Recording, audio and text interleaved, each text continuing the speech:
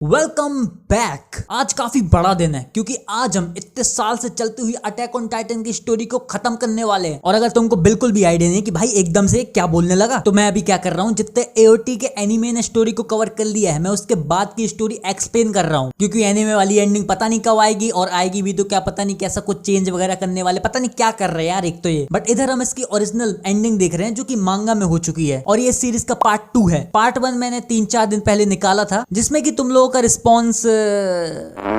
तो अब सीधा आगे बढ़ते हैं क्योंकि ये वीडियो लंबी हो सकती है, और आज तो मैं काफी बड़ी बड़ी चीजें भी पता चलने वाली है एओटी के बारे में। और वार्निंग तो देना पड़ेगा ही क्योंकि मैं लोगों के जीवन से खेल रहा हूं अभी। पहली वार्निंग तो ये है कि अगर तुमने इस वीडियो को पार्ट 1 नहीं देखा तो पहले वो देख के आ जाना, नहीं तो कुछ समझ में ही नहीं आएगा। दूसरी वार्निंग जो कि एक स्पॉइलर वार्निंग है, क्योंकि अब मैं एंड ही बताने वाला हूँ। इस वीडियो में हम पूरा एंड कर देंगे अटैक ऑन टाइटन को, तो स्पॉइलर वार्निंग तो देना पड़ेगा। ये भारी भरकम स्पॉइलर रहेंगे, समझ जाओ। और तीसरी एक और वार्निंग ऐड करना चाहता हूँ, ये एंडिंग है अटैक ऑन टाइटन की, तो ये गारंटीड है कि तुम रोओगे, क्योंकि जब मैंने पहली बार पढ़ा था तो मैं ढेर हो गया था, समझ गए। पिछले पार्ट में हम देखते हैं कि बचे कुछ हमारे स्काउट्स की टीम अटैक कर देती है एरन के फाउंडिंग टाइटन पे। वहां पर एनिमी टाइटन्स की फौज निकल आती है जिससे कि काफी खतरनाक लड़ाई चलती है, एंड उसी लड़ाई में आर्मिन किडनैप हो जाता है। एंड जब उसकी आंख खुलती है तो वो अपने आप को द पाथ में पाता है, एंड वहीं उसको जीक मिलता है, एंड आर्मिन जीक से बात करना स्टार्ट करता है। अब आगे शुरुआत में हमें एक अलग चीज बताई जाती है। जब इस दुनिया में कुछ भी नहीं था, बस चारों तरफ खाली जगहें थी, तो वहां पर अनगिनत अनजान चीजें फॉर्म होती थी या फिर बनती थी, एंड बाद में गायब भी हो जाती थी। एंड ये चीज चलती ही रहती थी, अलग अलग चीजें अपेयर हुई, थोड़ी देर बाद खत्म हो गई, अपेयर हुई, खत्म, अपेयर, खत्म, यही प्रोसेस चलता रहता था। बट एक दिन इसी प्रोसेस में एक ऐसी चीज जन्म लेती है जो कि खत्म नहीं होती, वो सर्वाइव कर जाती है, जिसको कि आज हम लाइफ यानी कि जिंदगी बोलते हैं। और लाइफ सर्वाइव क्यों कर पाए? क्योंकि उसमें रिप्रोड्यूस करने की क्षमता थी। बाकी चीजें आई गई बट लाइफ ने अपनी पीढ़ी बढ़ाई, इसलिए वो सर्वाइव कर पाई, और ऐसे करते करते लाइफ मल्टीप्लाई होती गई, बढ़ती गई। और इसी प्रोसेस में लाइफ ने अपने फॉर्म्स भी बदले। लाइक शुरुआत में तो सिर्फ पानी में क्रिएचर्स होते थे, धीरे धीरे तो मैं जमीन पे भी क्रिएचर्स दिखने लगे, एंड फिर थोड़े टाइम बाद क्रिएचर हवा में भी उड़ने लगे। और ये पानी से जमीन में एंड जमीन से हवा में क्यों गए, पानी में क्यों नहीं रह गए? क्योंकि लाइफ को एक्सपेंड करना होता है और सर्वाइव करना होता है। अगर पानी में कोई ऐसी प्रॉब्लम आ जाती है, पानी सूख जाता है, तो लाइफ तो वहीं खत्म हो जाएगी। पानी में कुछ होता है तो जमीन वाले क्रिएचर्स जीवित रह जाएं, और ऐसे करते करते एवोल्यूशन होता रहा, नए नए क्रिएचर्स आते रहे, एंड इसी लाखों करोड़ों अरबों साल के एवोल्यूशन के बाद इंसान बनते हैं। एंड इसलिए जीक वहां पे कहता है कि लाइफ का मतलब होता है मल्टीप्लाई करना, यानी कि रिप्रोड्यूस करना। और जीक कहता है कि ये मौत और डेथ का कॉन्सेप्ट रिप्रोड्यूसिंग और मल्टीप्लाइंग के कॉन्सेप्ट से एकदम उल्टा है। इसलिए हमेशा लिविंग क्रिएचर्स में मौत का डर तो रहता ही है, और ये मौत का डर क्रिएचर से क्या क्या नहीं करवा सकता ये तो तुमको पता ही है। और जीक ये भी बताता है, लाइक जो क्रिएचर्स पहले पानी में थे, जमीन पे आए, वो जमीन पे क्यों आए? इसी मौत के डर के चक्कर में, क्योंकि हर कोई जीना चाहता है। तो उनके इन्हीं ख्वाहिश के चक्कर में उनने अपने अंदर कुछ ऐसी एबिलिटीज, कुछ ऐसे फीचर्स डेवलप किए जिससे कि वो जमीन पे भी जा सकते थे। तो मतलब वो जमीन पे क्यों गए? सर्वाइव करने के लिए। और सेम इसी तरीके से हवा में उड़ने वाले क्रिएचर्स भी आए, और ये इस पूरे एवोल्यूशन का कारण कहीं ना कहीं डर ही था। जिंदा रहने के लिए क्रिएचर्स ने कई सारे अपने अंदर फीचर्स, एबिलिटीज वगैरह डेवलप करी, और अभी तक इतना कुछ जो तुमने ज्ञान लिया वो अटैक ऑन टाइटन की मांगा नहीं दिया है। मतलब एनीमे में भी तुमको ये सब ज्ञान मिलने वाला है। एंड आगे वापस हम आ जाते हैं जीक और आर्मिन की कन्वर्सेशन में। जीक कहता है कि वो लड़की भी सिर्फ अपने सफरिंग्स, अपने दर्द से दूर जाना चाहती थी, मतलब उसमें भी मौत का डर था, और इसी मौत के डर के चक्कर में वो एक ऐसी पावरफुल और ड्यूरेबल बॉडी यहाँ पे जनरेट कर लेती है जिससे कि उसका मौत का डर पूरी तरीके से खत्म हो जाता है। और बॉडी का मतलब यहाँ पे टाइटन्स है। आगे कहता है कि वो लड़की एक ऐसी दुनिया बनाना चाहती थी जहाँ पे लाइफ और डेथ का कॉन्सेप्ट ही ना हो। आर्मिन आगे कहता है उस लड़की से तुम्हारा मतलब यमीर से है? यमीर वही जिसके बारे में कि तुम देख भी चुके हो, एंड वो भी देखती रहती है काफी कुछ चीजें, एंड यही है सबसे पहली टाइटन, एंड अब तुम इसकी ओरिजिन स्टोरी भी जानते हो। आगे आर्मिन कहता है कि अगर यमीर ऐसी दुनिया बनाना चाहती थी जहां पे डेथ ना हो, तो अभी ये एरन के साथ मिलके क्या कर रही है? क्योंकि जो एरन अभी कर रहा है वो अकेला एरन नहीं कर सकता, उसके लिए यमीर का साथ चाहिए। जीक बोलता है कि मैं भी यही चीज काफी टाइम से समझने की कोशिश कर रहा था पर समझ नहीं पाया। और आगे आर्मिन से वो एक चीज डिस्कस करता है कि जब किंग फ्रिट्ज जो यमीर को इतना परेशान करता था, इतना टॉर्चर करता था, काफी हर्ट करता था, एंड बाद में यमीर को पावर मिल जाती है टाइटन्स की, मतलब काफी पावरफुल हो जाती है यमीर, लेकिन उसके बावजूद भी यमीर किंग के खिलाफ नहीं जाती, किंग का हर एक ऑर्डर मानती रहती थी। और किंग फ्रिट्ज अगर तुमको नहीं पता हो तो ये राजा थे यमीर के टाइम के, जब यमीर एक नॉर्मल ह्यूमन थी। और यमीर क्यों किंग फ्रिट्ज के 2000 साल से ऑर्डर मान रही है? हो सकता है किंग फ्रिट्ज के लिए यमीर के अंदर कुछ फीलिंग्स वगैरह हो, मतलब पसंद वसंद करती हो किंग फ्रिट्ज को, इसलिए वो ऐसा कर रही थी। और जीक कहता है कि ये चीज मैं कभी समझ नहीं पाया, लेकिन एरन ये चीज समझ गया था, इसलिए यमीर एरन के साथ अटैच हो जाती है, एंड जो कांड अभी हो रहा है ऐसे कांड एरन कर पाता है इसी वजह से। आर्मिन सीधा पूछता है कि क्या बाहर जाने का कोई रास्ता है? जीक कहता है कि तुम बाहर जाना क्यों चाहते हो? सिर्फ मल्टीप्लाई करने के लिए, वापस मतलब रिप्रोड्यूस करने के लिए? क्या तुम्हें अपनी स्पीशीज को जिंदा रखना इतना जरूरी है? आर्मिन कहता है वहाँ मेरे दोस्त लड़ाई में मर रहे हैं और हम अभी भी काफी लोगों को बचा सकते हैं। फिर ज़ीक एक काफी खतरनाक बात बोलता है, बचा के क्या ही कर लोगे, आज नहीं तो कल उनको मरना ही है। क्या तुम मरने से पहले एक रिलीफ फील करना चाहते हो? क्या तुम अपने फ्रेंड्स को बचाना चाहते हो या फिर तुम अपनी स्पीशीज को बचाना चाहते हो? आर्मिन ये सुन के सोच में पड़ जाता है एंड शांत बैठ जाता है।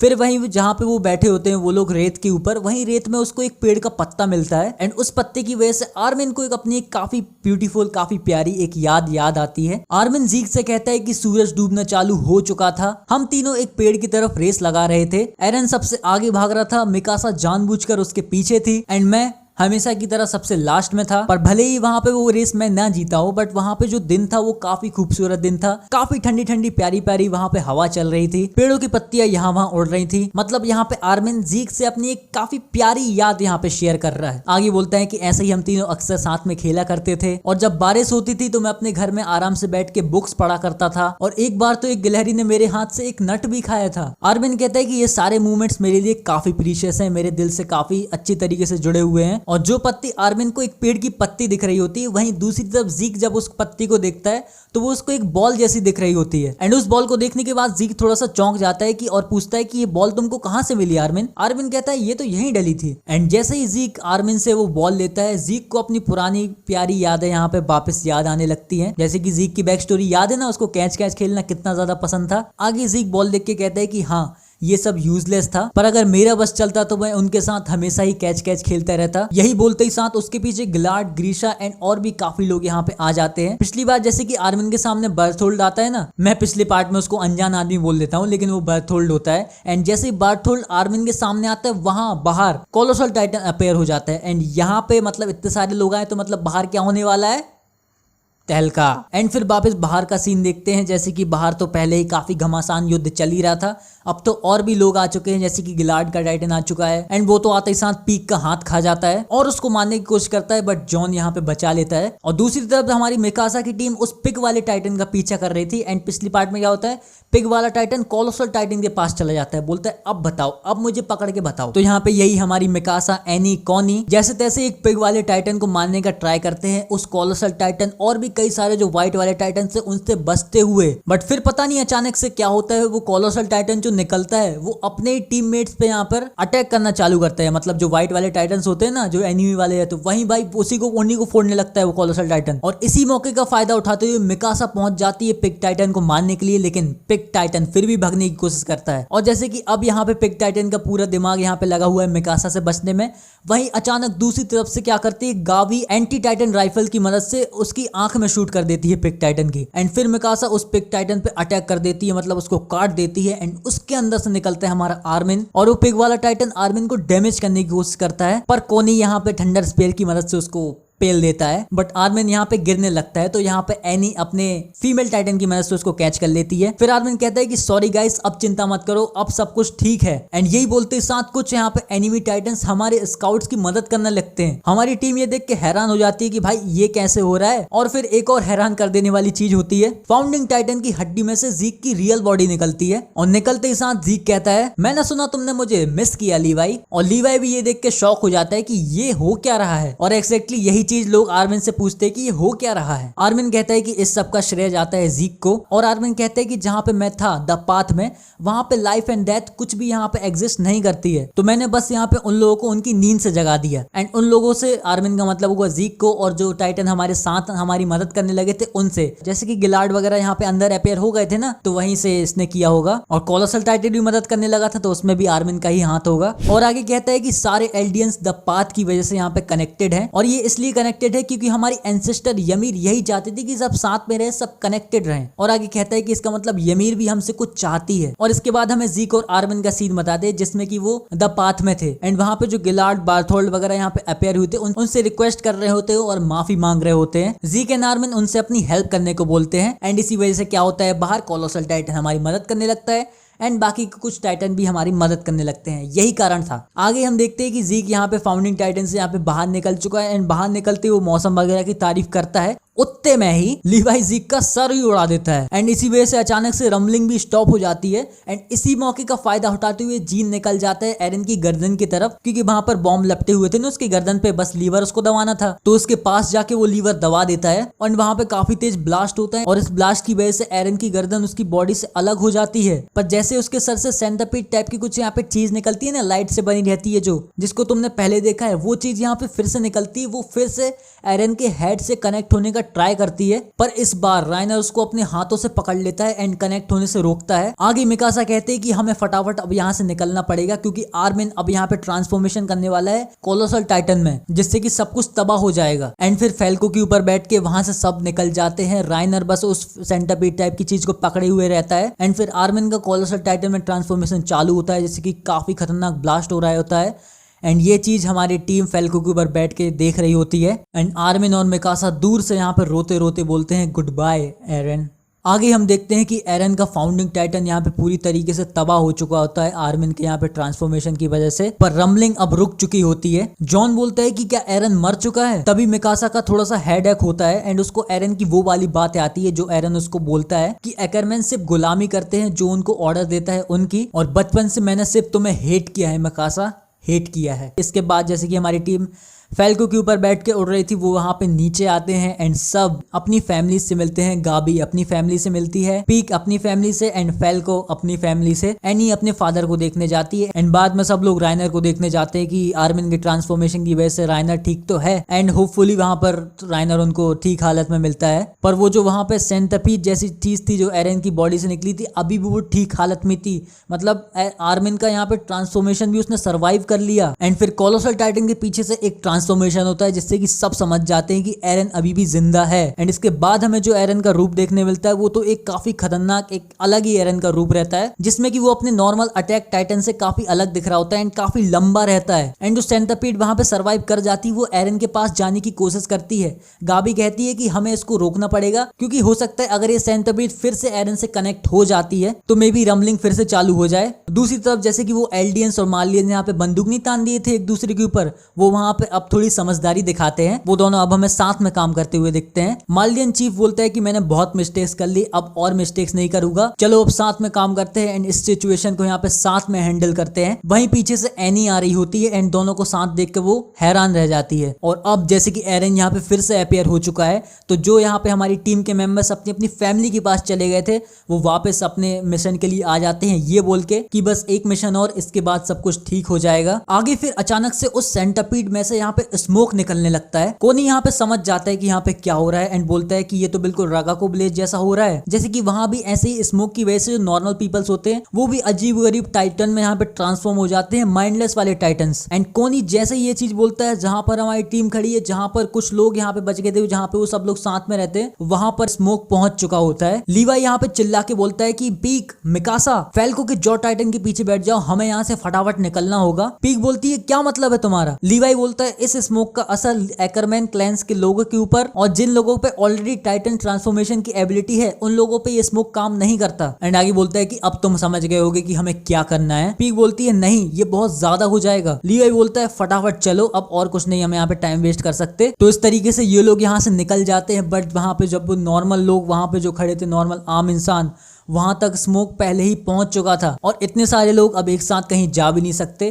तो मतलब अब यहाँ पे हमें पता है क्या होने वाला है। वहां पे वो लोग भी यहाँ पे जैसे कि विलेज में जैसे माइंडलेस कई सारे टाइटन्स बन गए थे, अब ये लोग भी यहाँ पे टाइटन्स बनने वाले हैं। इनको यहाँ पे पता चल जाता है। जॉन एंड कॉनी जो उन लोगों के साथ यहाँ पे खड़े हुए थे, वो एक दूसरे के कंधे में हाथ डालते हैं एंड वहां पे बोलते हैं कि हमारा अंत यही है, हमारा सफर यहाँ पे यहीं तक था एंड आगे की हमें लड़ाई हमारे साथियों पे छोड़नी पड़ेगी। फिर धीरे धीरे वहां पे लोग अजीबोगरीब माइंडलेस टाइटन यहाँ पे बनना चालू हो जाते हैं एंड ये सीन सच में काफी खतरनाक है। एंड देखते ही देखते इन्हीं माइंडलेस टाइटन की एक आर्मी बन जाती है जो कि उस सेंटापीड के साथ खड़ी हो जाती है लड़ने के लिए। एंड राइनर उस सेंटापीड और उसकी आर्मी के सामने खड़ा हो जाता है और बोलता है कि मैं तुमको यहाँ से इससे आगे जाने नहीं दूंगा। फिर यहाँ पे सीन चेंज होता है एंड देखते हैं कि एरन के यहाँ पे खतरनाक वाले टाइटन के सामने आर्मिन का कोलोसल टाइटन आता है। एंड यहाँ पे तुम देख सकते हो दोनों की हाइट यहाँ पे कितनी सिमिलर है। आर्मिन एरन से कहता है अगर तुम यही चाहते हो तो यही ही सही। एंड वहां पे फिर आर्मिन और एरन की यहाँ पे काफी खतरनाक लड़ाई चालू हो जाती है। दूसरी तरफ राइनर उस सेंटरपीड को रोके हुए है, बट वहां पे उसको सेंटरपीड को भी रोकना है एंड जो टाइटन्स माइंडलेस वाले जो बन चुके हैं उनको भी देखना है साथ ही साथ।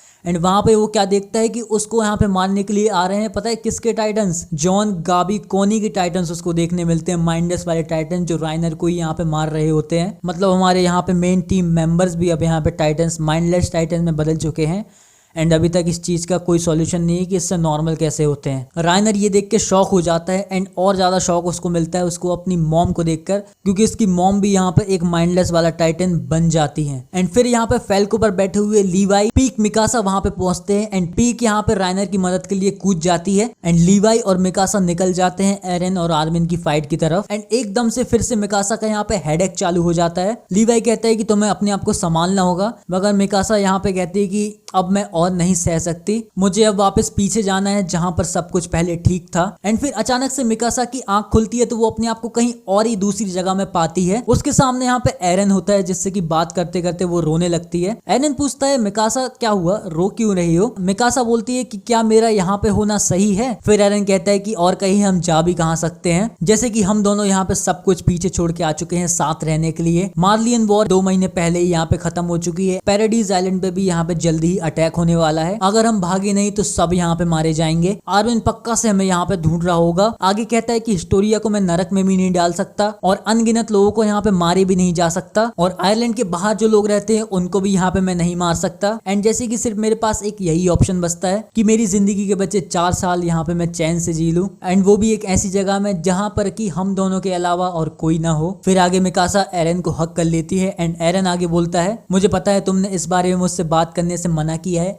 पर क्या तुम मुझसे एक वादा करोगी कि मेरे मरने के बाद मैंने जो तुमको स्कार्फ दिया है उसको तुम फेंक देना एंड अपनी जिंदगी में आगे बढ़ जाना। तुम्हारे पास एक लंबा जीवन है तो मेरे जाने के बाद अपनी जिंदगी अच्छे से और खुशी खुशी जीना। एंड अगर तुम नहीं समझे तो ये चीज एरन पाथ्स के जरिए मिकासा से कह रहा है। जैसे उसने सारे एल्डियंस से कनेक्ट किया था ना, वैसे यहाँ पे वो मिकासा सिर्फ मिकासा से कनेक्ट होके बोल रहा है। एंड फिर वापस से हम उसी बैटल ग्राउंड में आ जाते हैं एंड मिकासा एरन के उस स्कार्फ को पकड़ के काफी टाइट बांध लेती है एंड बोलती है एरन मुझे माफ करना, मैं नहीं कर सकती। समझे तुम वो किस चीज को मना कर रही थी, उसका स्कार्फ कभी नहीं फेंक पाएगी और उसको भी वो कभी नहीं भूल पाएगी। एंड आगे मिकासा लीवाई से बोलती है कि एरन उस बड़े लंबे टाइटन के मुंह में है एंड ये काम अब मैं ही करूंगी। और जैसे कि हमारे राइनर यहाँ पे उस सेंटरपीड वाली चीज को यहाँ पे रोके हुए है एंड एनी भी वहाँ पे उसकी मदद कर रही होती है। हाँ, वहाँ पे एनी भी होती है, लेकिन उन दोनों की काफ़ी हालत ख़राब हो जाती है यार।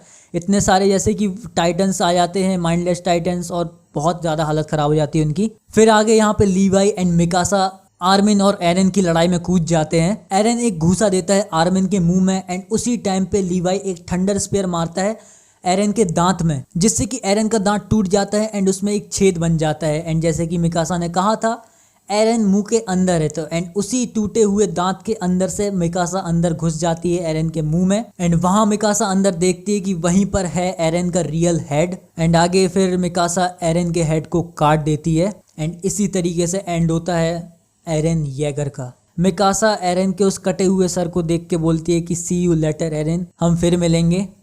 एंड उसी कटे हुए सिर को यहाँ पे मिकासा किस कर लेती है। एंड यस, ये इन दोनों की लाइफ की पहली और आखिरी किस थी। एंड यहाँ पे ये चीज भी यमीर देख रही होती है एंड इससे तुम समझ सकते हो कि मिकासा एरन को कितना ज्यादा चाहती थी। एंड एरन भी मिकासा को चाहता था लेकिन कभी बता नहीं पाया, सिर्फ कहानी के लास्ट में डिस्कस करता है। क्या तुमने एक्सपेक्ट किया था कि इस मोड़ तक कहानी आ जाएगी, कहाँ से हमारा एरन आया था एंड ऐसे करके उसका एंड होगा? सोचा था क्या तुमने मिकासा के हाथों?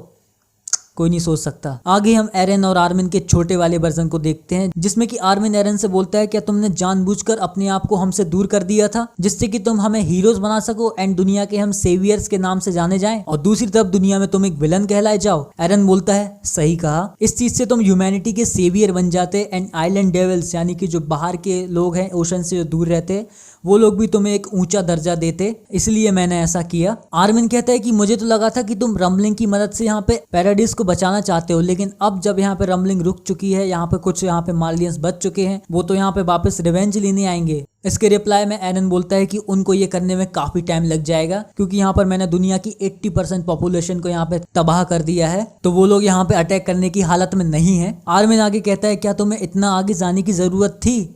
सिर्फ हमारे लिए। एंड इससे बाद वाले सीन में हम देखते हैं कि एरन आर्मिन थोड़े से यहाँ पे बड़े हैं। एरन आर्मिन से बोलता है कि अब हम यहाँ पे ymir की यहाँ पे कन्वर्सेशन जो हमारी रह गई थी उसको पूरा करते हैं, और पूछता है कि पिछली बार हमने बात कहाँ पे छोड़ी थी। आर्यन बोलता है जब 2000 साल पहले ymir को टाइटन पावर के मिलने के बाद भी वो किंग फ्रिट्ज की यहाँ पे गुलामी करती है, और आज भी हम जो टाइटन पावर देखते हैं वो आज भी ymir ही चला रही है। एरन बोलता है कि हाँ, एक गॉड लाइक पावर मिलने के बाद भी ymir किंग फ्रिट्ज के कभी खिलाफ नहीं गई, वो हमेशा उसकी बात मानती रही। वो किंग फ्रिट्ज जिसने उसका घर जलाया, जिसने उसके बाप को मारा और तो और ymir की जुबान भी काट दी थी। आर्विन सोच में पड़ जाता है कि वो ऐसा कौन सा रीजन हो सकता है कि वो ये सब करती रही। एरन आगे बोलता है कि थोड़ा यकीन करना मुश्किल होगा, बट ymir किंग फ्रिट्ज से काफी ज्यादा प्यार करती थी। इसकी वजह से ही आज 2000 साल बाद भी ymir यहाँ पे किंग फ्रिट्ज की बात मान रही है और टाइटन के कॉन्सेप्ट और उनकी पावर्स को यहाँ पे जिंदा रखे हुए है। पर मैंने कहीं ना कहीं ये भी देखा है कि वो दर्द में है, वो भी चाहती है कि कोई उसको फ्री कर दे इस हजारों सालों के टॉर्मेंट से। एंड उसने 2000 साल तक इंतजार किया जिससे कि कोई इसके इस प्यार के दर्द को यहाँ पे दूर कर सके, और 2000 साल के वेट के बाद एक ऐसा पर्सन आया जिसने कि ये कर दिखाया, एंड वो पर्सन थी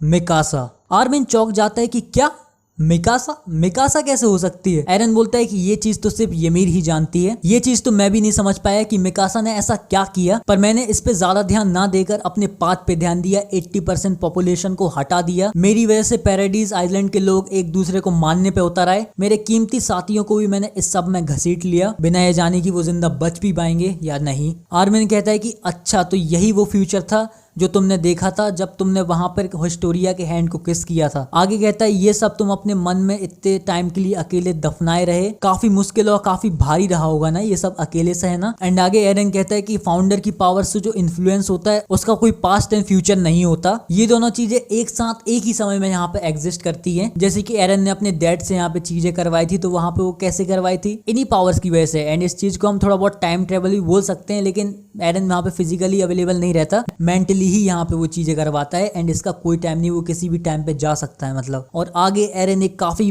खौफनाक चीज भी बताता है कि जब पहली बार शिगानसेना पे बार्थोल्ड अपने कोलोसल टाइटन से अटैक करता है, एंड अपने कोलोसल टाइटन से जब बाहर निकलता है एंड वो थोड़ा सा कमजोर रहता है, एंड उसकी तरफ आ रही होती है स्माइलिंग टाइटन, बट अचानक से वो स्माइलिंग टाइटन क्या करती है कि बार्थोल्ड को यहाँ पे इग्नोर करके एरन के घर की तरफ चली जाती है।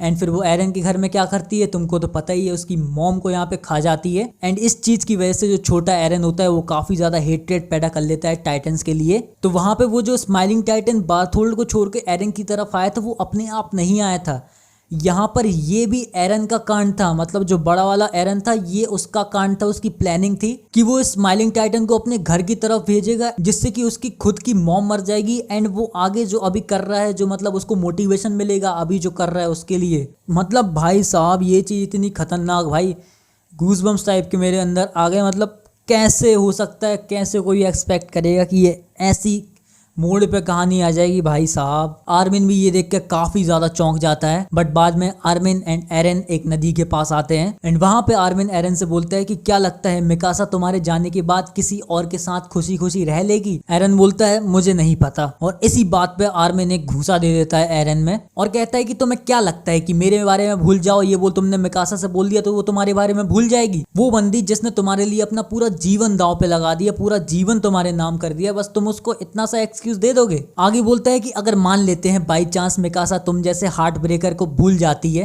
तो मुझे लगता है कि वो हमेशा खुश ही रहेगी। एंड इसी चीज पे एरन चिल्लाते हुए बोलते हैं कि मैं ऐसा नहीं चाहता, मैं ऐसा बिल्कुल भी नहीं चाहता कि वो किसी दूसरे के साथ जाए, मैं चाहता हूँ कि वो सिर्फ मेरे लिए फीलिंग्स रखे, मैं चाहता हूँ कि वो अपने दिल में सिर्फ मेरे को हमेशा रखे। एंड फिर आर्मिन को यहाँ पे समझ में आता है कि एरन क्या फील करता है मिकासा के लिए। आगे एरन ये भी बोलता है कि प्लीज आगे मिकासा से ये मत बोलना, ये सब कुछ और बोल देना तुम उसको उल्टा सीधा, बट ये मत बोलना। बोलता है कि मैं चाहता हूँ कि वो हमेशा खुश रहे, और एक और चीज बोलता है कि जिससे कि भाई दिल ही टूट जाता है, बोलता है कि मैं भी कभी मरना नहीं चाहता, मैं हमेशा तुम लोगों के साथ रहना चाहता हूँ। एंड यहीं पे आर्मिन बोलता है कि हार मत मानो एरन, हम कोई ना कोई रास्ता तो निकाल ही लेंगे, कोई ना कोई रास्ता तो होगा इसी चीज का। आगे एरन बोलता है जिनको मैंने मारा वो भी तो कभी मरना नहीं चाहते थे ना, और जो मैंने किया है उसके लिए कोई मुझे कभी माफ नहीं करेगा। आगे कहता है कि मैं इस दुनिया का पूरा कतरा कतरा तक मिटाना चाहता था और इस दुनिया को एकदम ब्रांड न्यू बनाना चाहता था। आर्मिन पूछता है बट क्यों, ऐसा क्यों? एरन बोलता है कि पता नहीं ऐसा क्यों करना था, बट मेरे को करना था, किसी भी हालत में करना था। फिर आगे एरन को एक आवाज सुनाई देती है ग्रीशा येगर की, जो कि कहते हैं एरन से कि एरन नाउ यू आर फ्री, अब तुम आजाद हो। एरन आर्मिन से आगे बोलता है कि अब समय आ चुका है आर्मिन, मैं तुम्हारी यहाँ की सारी मेमोरीज मिटा दूंगा, जो बातें अभी हमने करी है वो सब तुम भूल जाओगे, एंड जब ये सब कुछ खत्म हो जाएगा ये मेमोरीज तुम्हें अपने आप याद आ जाएंगी, और अगली बार जब हम मिलेंगे हम एक दूसरे को जान से मारने की कोशिश कर रहे होंगे। एंड इसी बीच आर्मिन को वहां पे एक शेल मिलता है जिसको कि आर्मिन उठाता है और एरन को थैंक यू बोलता है, क्योंकि उसने अपने आप को मास मर्डरर बना लिया था अपने फ्रेंड्स को हीरो बनाने के लिए। एंड फिर एरन और आर्मिन आखिरी बार गले लगते हैं। एंड इसी बीच एरन बोलता है कि मेरे मरने के बाद पता नहीं क्या होगा, पर मुझे पता है कि तुम ही हो जो कि इन वॉल्स के बाहर जा सकते हो आर्मिन, और जो बंदा ह्यूमैनिटी को बचा सकता है वो तुम हो आर्मिन। एंड फिर जैसे ही आर्मिन इस चीज से बाहर निकलता है तो वो एनी के पास बैठा होता है, एंड इससे पता चलता है कि एरन ने ये चीज इसी टाइम पे आर्मिन को बताई थी जब ये एनी के पास बैठा था। बट आर्मिन को जब याद नहीं आती, क्योंकि वहां पे उसने ऐसे ही सेट किया था कि उसको अभी याद नहीं आएगा जब यहाँ पे सब कुछ खत्म हो चुका होगा। एंड जैसे कि अब सब कुछ खत्म हो चुका है तो अब उसको याद आता है ये सब कुछ। एंड आगे हम देखते हैं कि अचानक से उड़ते उड़ते यहाँ पे फैल्को का यहाँ पे टाइटन अपने आप वेपोराइज हो जाता है, एंड आर्मिन और बाकी के जो लोग यहाँ पे टाइटन बन गए थे, एंड इवन जो माइंडलेस टाइटन बन गए थे वो भी यहाँ पे नॉर्मल होके नॉर्मल ह्यूमन बन जाते हैं। एंड जैसे ही आर्मिन वहाँ पे उठता है पीछे पलट के देखता है, वहाँ पे पीछे मिकासा एरन का हेड लेके आ रही होती है, एंड उसको देखते ही साथ आर्मिन काफ़ी ज़ोर ज़ोर से रोने लगता है हमारी तरह।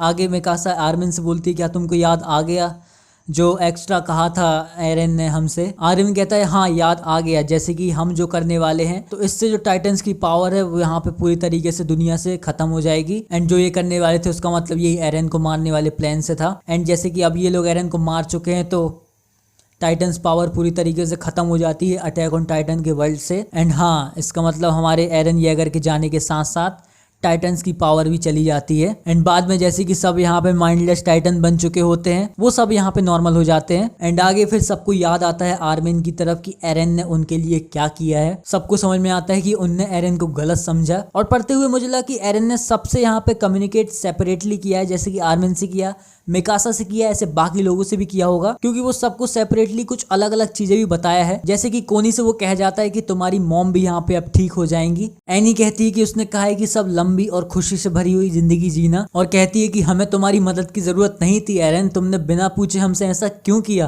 पीक कहती है कि मुझे भी उससे बात करनी थी। आगे एनी अपने डैड से मिलती है, फैल्को निकल जाता है गाबी को ढूंढने, एंड जहाँ पे लीवाई बैठा हुआ होता है वहीं पे उसको सारे शहीद हुए साथी दिखते हैं, हमारे लेजेंडरी हेनजी, एरविन और बाकी लोग। लीवाई उनसे बोलता है कि क्या तुम लोग सब यहाँ पे देख रहे थे। आगे बोलता है कि लगता है कि सब यहाँ पे अब खत्म हो चुका है, जिस सपने के लिए तुमने अपने हार्ट्स को डेडिकेट कर दिया वो आज यहाँ पे पूरा हो चुका है। एंड इसी के साथ वहाँ पे सब लोग वो एक दूसरे को सैल्यूट करते हैं। आगे जॉन एंड कॉनी को शाशा भी दिखती है जो कि खुश होती है वहाँ पर। फैल्को वहाँ पे गाबी को ढूंढ लेता है, एंड राइनर अपनी मॉम को। एंड राइनर अपनी माँ से बोलता है कि माँ अब मैं आर्मर टाइटन नहीं रहा। ये सुनकर उसकी मॉम खुश हो जाती है, एंड आगे बोलती है कि बेटा अब हमेशा तुम बस मेरे पास ही रहना। और वहां दूसरी तरफ मिकासा एरन को लेकर कहीं चली जाती है, क्योंकि मिकासा को लगता है कि अगर वहां रहेगी तो बाकी लोग यहाँ पे एरन के हेड को अच्छे तरीके से बरी नहीं करने देंगे, दफनाने नहीं देंगे। आर्मिन यही चीज मिकासा से पूछते है कि कहाँ जाओगी तुम इसको लेके। मिकासा बोलती है वही जगह जहाँ पर एरन को सोना बहुत ज्यादा पसंद था। आर्मिन कहता है कि हाँ वो जगह बहुत सही है। एंड एक बार फिर से मार्लियन आर्मी और एल्डियन आर्मी एक दूसरे के सामने आ जाते हैं। एंड अब यहाँ पे जैसे कि सब खत्म हो चुका है, काम खत्म हो चुका है, तो मार्लियंस फिर से गन तान देते हैं एल्डियंस के ऊपर। एंड फिर आगे एनी के पापा चीफ मुलर से यहाँ से बोलते हैं कि एरन मर चुका है, एंड टाइटन की पावर्स भी अब हम में से जा चुकी है, अब हम भी यहाँ पे सिर्फ रेगुलर एक नॉर्मल ह्यूमन ही रह गए हैं। मुलर बोलता है कि क्या तुम इस चीज को प्रूव कर सकते हो इधर पे ही। कहता है कि अगर तुम ह्यूमन हो तो तुम्हें इधर ही प्रूव करके दिखाना होगा। एंड इसी बीच में आर्मिन वहां पे आ जाता है। आर्मिन यहाँ पे बोलता है कि अगर किसी के पास, अगर हमारे पास टाइटन्स की पावर होती तो हम अभी तक टाइटन्स की पावर को खुद से बचाने के लिए यूज कर रहे होते, क्योंकि तुम्हारी आर्मी ने अभी हमारे यहाँ पे गन तान रखी और अभी हमारे पास कोई वेपन्स वगैरह भी नहीं है फाइट बैक करने के लिए।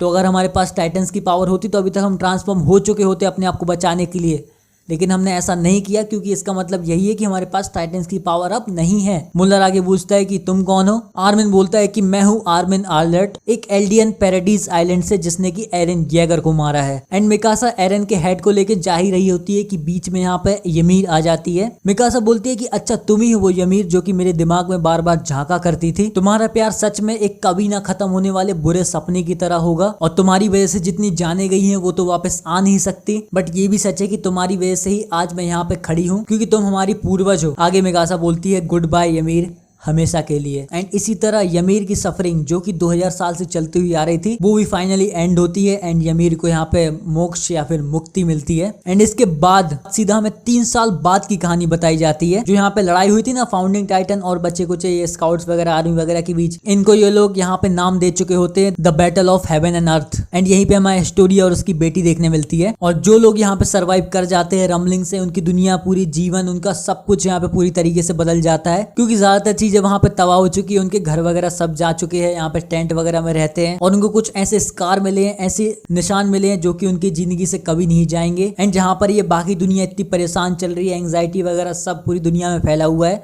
वहां पर दूसरी तरफ हमारे एल्डिया में एक काफी तगड़ी आर्मी बनती है येगर फैक्शन के अंदर में, जो कि एक खौफ बन जाती है उन लोगों के लिए जो कि ओशन के पार रहते हैं। एंड मतलब जो मालियंस वगैरह हैं और जो बाहर के लोग हैं उनके लिए। एंड फिर अपने एल्डियंस लोग यहाँ पे चिल्लाना चालू कर देते हैं कि अगर हारे तो मरे, अगर जीते तो जिए, तो अगर लड़े नहीं तो मतलब जीत भी नहीं सकते, इसलिए फाइट फाइट, या फिर मुझे बोलना चाहिए ताता का है, ताता का है, ताता का है। एंड अब यहाँ पे तुम शायद समझ चुके होगी एरन ने इतनी सारी मेहनत करी थी, इतनी चीजें करी थी उसने, बट यहाँ पर कहानी घूम फिर के वापस वैसे ही आ चुकी है, क्योंकि एल्डियन यानी कि पैराडाइज आइलैंड के लोग और बाहर के लोग अभी भी लड़ेंगे। बस यहाँ पे टाइटन्स की पावर जा चुकी है। एंड एक और डिफरेंस यहाँ पे है कि यहाँ पर जो लड़ाई होगी अगर पैराडाइज आइलैंड और बाहर के लोगों के बीच, तो यहाँ पे पलड़ा ज्यादा भारी रहेगा हमारे एल्डियंस के बीच, क्योंकि यहाँ पे एल्डियंस कुछ ही सही लेकिन बचे हुए हैं, वहां पे बाकी तो पूरी दुनिया यहाँ पे ऐसी उजड़ सी चुकी है। तो एक तरीके से हम ये भी कह सकते हैं कि एरन ने फ्यूचर के लिए यहाँ पे फैसला छोड़ दिया कि फ्यूचर के लोग डिसाइड करेंगे कि वो क्या चाहते हैं, क्या करना चाहते हैं, कैसे करना चाहते हैं। फिर पीक, आर्मिन, राइनर, कॉनी, जॉन, ये सब लोग वापस आ रहे होते हैं एल्डिया की तरफ अपने मतलब पैराडाइज आइलैंड में, और इन लोगों को घबराहट हो रही होती है कि पता नहीं पैराडाइज आइलैंड के लोग इनके साथ कैसा सलूक करेंगे, क्योंकि इन्हीं लोगों की टीम ने यहाँ पे एरन को मारा है, मतलब उन्हीं लोगों के मतलब मेन बंदे को यहाँ पे मार दिया है। तो पता नहीं वो लोग पैराडाइज वाले कैसा सलूक करेंगे, इनके घर में इनके साथ कैसा सलूक होगा। बट एक इनके अंदर एक्साइटमेंट भी होती है, क्योंकि इनको ही बताना है एरन की रियल स्टोरी सबके सामने कि एरन ने उनके लिए क्या किया है, पैराडाइज आइलैंड वाले को पता चले। एंड ये लोग रास्ते में आ रहे होते हैं। दूसरी तरफ हमारी मिकासा यहाँ पे पैराडाइज आइलैंड पे ही होती है, उसी पेड़ के पास जहाँ पे एरन और ये तीनों ज्यादातर खेला करते थे, बैठा करते थे। वहीं मिकासा उसी पेड़ के नीचे यहाँ पे एरन के हेड को दबा देती है, जिसको कि हम देख सकते हैं। और ये काफी एक खतरनाक सी डिटेल है कि जहां से हमारा अटैक ऑन टाइटन शुरू होता है इसी पेड़ के आसपास से, एंड वो खत्म भी इसी पेड़ पे होता है। एंड जैसे कि 3 साल बीत चुके हैं, 3 साल बाद भी यहाँ पे मिकासा एरन की ग्रेव के पास बैठी है। इसका मतलब मिकासा एरन को अभी भी नहीं भुला पाई है, उतना ही पसंद करती है। रेगुलरली एरन से मिलने वो आया करती है, उससे बातें करा करती है। एंड वहां पर ये भी कहती है कि बाकी लोग तुमसे जल्दी ही मिलने आने वाले हैं एरन, क्या तुम एक्साइटेड हो? एंड यही कहते कहते मिकासा को एरन की और याद आती है। एंड याद करते करते मिकासा यहाँ पे फिर से रोने लगती है एरन के लिए, और रोते रोते ही कहती है कि काश एक बार और मिल पाती मैं तुमसे एरन। एंड इसी बीच जो मिकासा का स्कार्फ होता है वो यहाँ पे नीचे यहाँ पे गिर जाता है, और उसी टाइम पे वहां पे एक बर्ड आती है जो कि अपनी चोंच से उस स्कार्फ को पकड़ के मिकासा को वापस पहना जाती है। एंड मिकासा उस बर्ड को देख के कहती है कि थैंक यू एरन, मेरा स्कार्फ लपेटने के लिए बहुत बहुत थैंक यू। तो मतलब अब तुम समझ रहे हो ना कि 3 साल भी बीत चुके हैं भाई, मतलब 3 साल के बाद भी अभी भी एरन उसके दिमाग में, बिल्कुल मिकासा के दिमाग में अभी भी एरन ही है। एंड यहाँ पे ये चीज तो है, बट कुछ चीजें यहाँ पे अच्छी भी हुई हैं कि अब पैराडाइज आइलैंड के लोग भी अब बाहर की कंट्रीज में जाके घूम सकते हैं, एंड बाहर की कंट्रीज के यहाँ आ सकते हैं।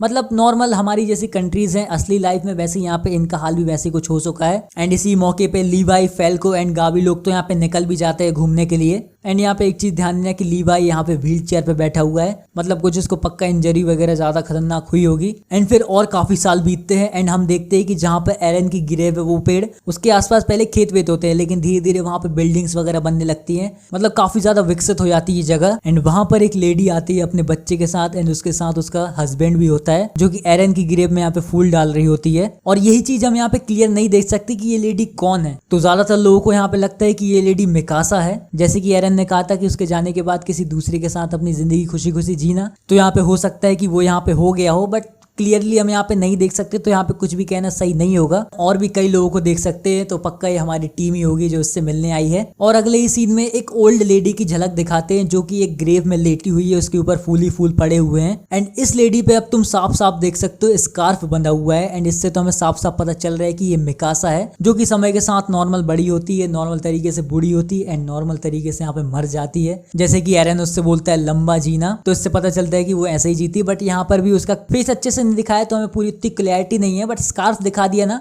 बहुत है। और ये पिक्चर्स किसी रीजन की वजह से डाली होगी ना, एंड क्लियर नहीं है इसका रीजन। तो यही है कि राइटर चाहता है कि लोग इसके बारे में चर्चा करें, बात करें, लड़े भिड़े, इसलिए हो सकता है राइटर ने इस चीज को रखा हो। बट आगे और ज्यादा समय बाद हमें वो पेड़ दिखता है जिस पेड़ के अंदर ymir कूदती है अपने आप को बचाने के लिए, एंड उसी पेड़ के अंदर उसको पावर्स मिलती हैं टाइटन वाली, मतलब वो खुद ही पावर जनरेट करती है, मिलती नहीं है। बट आजू बाजू जब हम देखेंगे तो हमें देखेगा कि सब यहाँ पे तबासा हुआ रखा है। तो इसका एक्सप्लेनेशन तो सिंपल है कि पक्का ये बाहर की वर्ल्ड और ये पैराडाइज वाले अभी लड़ रहे होंगे। जैसे कि अभी यहाँ पे हम फ्रेम में देखें तो ऊपर कई सारे एरोप्लेन्स भी दिख जाएंगे जो कि यहाँ पे बम वगैरह पटक रहे हैं, तो मतलब काफी ज्यादा तबाही चल रही है, यहाँ पे लड़ाई वगैरह चली रही है। एंड उसी पेड़ के पास जहाँ पे ymir कूदी थी उसके पास एक बच्ची टाइप की जा रही होती है एक कुत्ते के साथ, और थोड़ी थोड़ी ये मिकासा जैसी लग रही है, पता नहीं अब मेरे को इल्यूजन हो रहा है कि लगी रही है, तुम्हें क्या लगती है बता देना कमेंट में। एंड ये लड़की उस पेड़ के पास बढ़ी रही होती है कि अटैक ऑन टाइटन का यहाँ पे डी एंड हो जाता है।